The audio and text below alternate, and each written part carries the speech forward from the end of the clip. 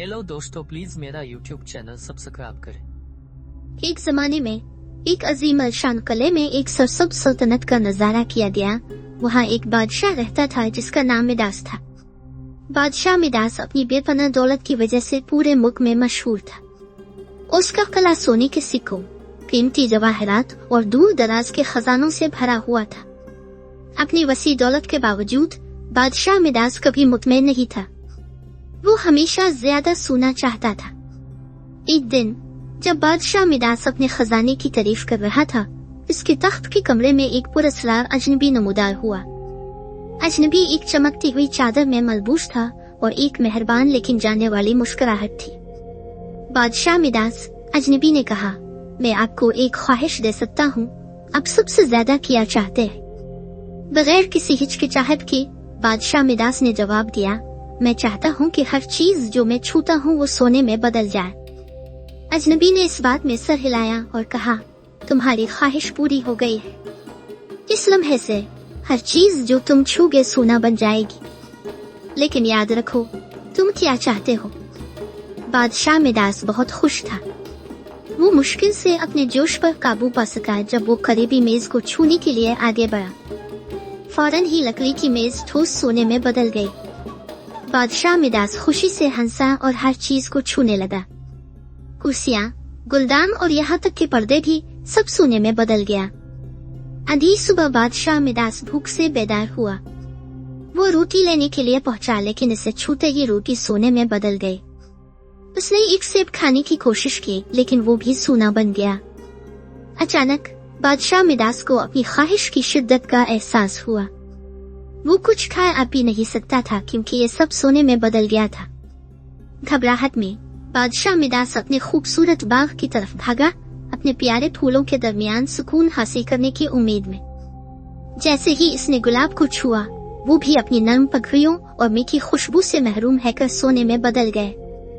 इसकी आंखों में आंसू आ गए, लेकिन जब उसने उनको पोंछ दिया तो इसके आंसू भी सोने में बदल गए।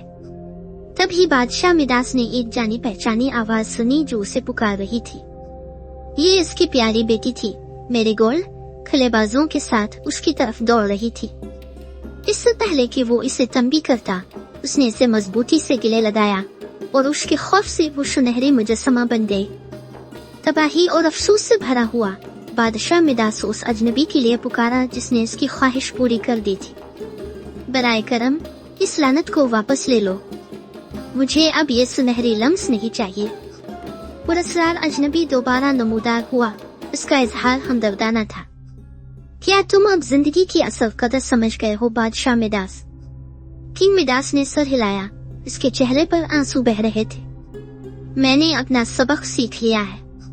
प्लीज मेरी बेटी को वापस लाओ और मुझे इस सुनहरी लम्स से निजात दिलाओ। अजनबी ने इस बात में सर हिलाया और कहा, मैं आपको एक और ख्वाहिश दूंगा। सुनहरी लम्स को पलटाने के लिए आपको अपनी सल्तनत के किनारे पर दरिया पर जाना होगा और उसके पानी में अपने हाथ धोने होंगे। किंग मिडास ने कोई वक्त जाया नहीं किया। वो दरिया की तरफ भागा और अपने हाथ ठंडे साफ पानी में डाले। जैसा कि इसने किया, उसने लानत उठाने को महसूस किया। इसने जल्दी से एक जुग दरिया के पानी से भरा और जल्दी से कला की तरफ वापस चला गया।